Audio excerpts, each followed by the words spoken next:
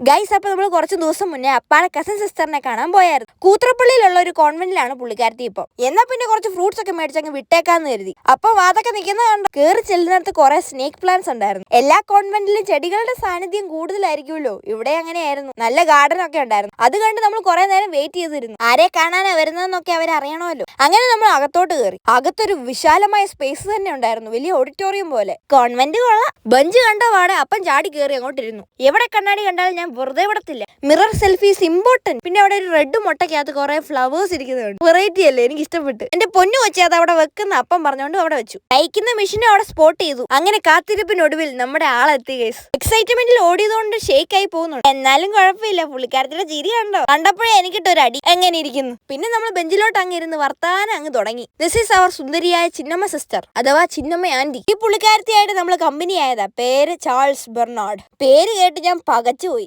നല്ല സിസ്റ്റർ ആയതുകൊണ്ട് കൂട്ടത്തിൽ നിന്നൊരു സെൽഫി വീഡിയോ എടുത്തു. പിന്നീട് കഥാപ്രസംഗം ആരംഭിച്ചു. വർഷങ്ങൾക്ക് മുമ്പ് നടന്ന കാര്യം തൊട്ടങ്ങോട്ടങ്ങ് പറയാൻ തുടങ്ങി. എന്റെ അപ്പന് പിന്നെ വർത്താനം പറയാൻ ഒരാളെ കിട്ടിയാൽ മതി. പിന്നെ ആ ദിവസം പുള്ളിക്ക് ശിബുദിനവ. അങ്ങനെ നമുക്ക് കാപ്പിയും കടിയും വന്നു. അച്ചപ്പവും പഴവും കാപ്പിയും. I have waited for this moment. എനിക്ക് അച്ചപ്പം വലിയ താല്പര്യം ഇല്ലല്ലോ. എന്റെ അപ്പന് വലിയ ഇഷ്ടമാണ്. കഴിച്ചോണ്ടിരിക്കുമ്പോഴും കത്തിയടിക്ക് ഒരു കുറവുമില്ല.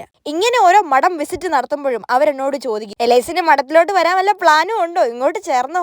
അപ്പൊ ഞാൻ പറയും, മോളിന്ന് വിളി വന്നിട്ടില്ല, വിളി വരുമ്പോ അപ്പ വന്നേക്കാം. എന്റെ അടുത്താ കളി. ഇനി ഞാനെങ്ങാനും മഠത്തിൽ ചേർന്നിട്ട് വേണം ആ മഠവും പൊളിച്ച് വരാൻ. വെറുതെ എന്തിനാ റിസ്ക് എടുക്കുന്നത്? അങ്ങനെ അടുത്ത സിസ്റ്റർ പരിചയപ്പെടാൻ വന്നു. പുള്ളിക്കാരത്തി നൈസ് ആയിരുന്നു. പുള്ളിക്കാരത്തി എന്നെ മഠത്തിലോട്ട് വിളിച്ചു. സെയിം ഡയലോഗ് ഞാൻ പറഞ്ഞു. ഇനി ഇവരെല്ലാം എനിക്ക് വേണ്ടി പ്രാർത്ഥിക്കും. എന്തിനാ? ദൈവവിളി കിട്ടാൻ. അങ്ങനെ ലോകകാര്യങ്ങളെല്ലാം ഏകദേശം അവസാനിച്ചു. നമ്മൾ ഉമ്മയൊക്കെ കൊടുത്ത് അങ്ങ് ഇറങ്ങുക. ഇങ്ങനെ ഇടയ്ക്ക് സമയം കിട്ടുമ്പോൾ നിങ്ങൾ മഠമൊക്കെ വിസിറ്റ് ചെയ്യണം കേട്ടോ. നല്ല രസമാണ്. അവർ നമ്മളെ സ്നേഹത്താൽ പൊതിയും. സങ്കടങ്ങളോ വിഷമങ്ങളോ എന്തെങ്കിലും ഉണ്ടെങ്കിൽ അത് അവരോട് ഷെയർ ചെയ്താൽ അവർ നമുക്ക് വേണ്ടി പ്രാർത്ഥിക്കും. കർത്താവിന്റെ മണവാട്ടിമാരല്ലേ ഇവര് പറയുന്നത്. കർത്താവ് കേൾക്കാതിരിക്കോ? എന്നാണേലും ഇത് നല്ലൊരു ദിവസമായിരുന്നു. എന്റെ കൊച്ചു സുന്ദരിയൊക്കെ കണ്ട് കുറെ വർത്താനം പറയാൻ പറ്റി. ഇനിയും വരാന്ന് പറഞ്ഞുകൊണ്ട് നമ്മൾ തിരിച്ചു പോകുന്നു. ഇവരുടെ പ്രാർത്ഥനയുടെ ഫലമായിട്ട് ഞാൻ വല്ല സിസ്റ്റർ ആവാൻ പോയാലോ? സിസ്റ്റർ ആയാലും വ്ലോഗ് ഇടാൻ പറ്റുമായിരിക്കും അല്ലേ? അപ്പൊ ബൈ ഗൈസ്.